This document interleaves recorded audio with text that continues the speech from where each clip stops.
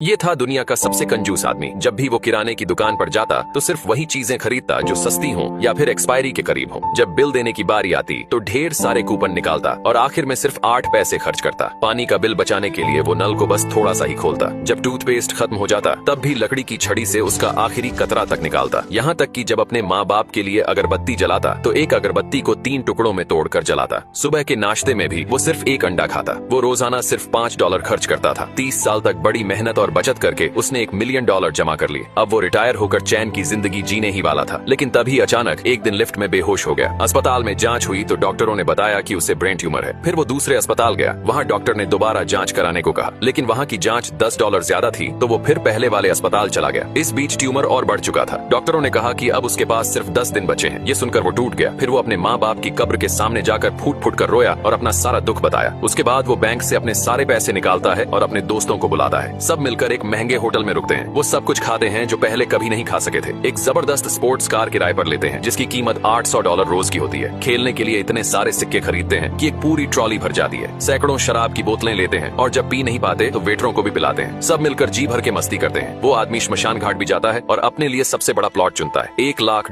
के नकली नोट खरीदता है जो मरने के बाद जलाए जाते हैं। वो मरने वालों वाला मेकअप भी करवाता है ताकि सब कुछ पहले से तय रहे। आखिरी दिन वो अपने घर लौटता है। वहाँ रखी हुई एक एक्सपायरी हो चुकी सॉसेज खाता है और थोड़ी ही देर में बेहोश हो जाता है। उसके दोस्त उसे फौरन अस्पताल ले जाते हैं। जब वो होश में आता है तो डॉक्टर बताते हैं कि उसकी रिपोर्ट गलत थी। उसे ब्रेन ट्यूमर था ही नहीं। असल में उसे फूड पॉइजनिंग हुई थी क्योंकि उसने सड़ी हुई चीज खा ली थी। ये सुनते ही वो जोर जोर से रोने लगता है क्योंकि उसने अपनी पूरी जिंदगी की कमाई कुछ ही दिनों में उड़ा दी थी।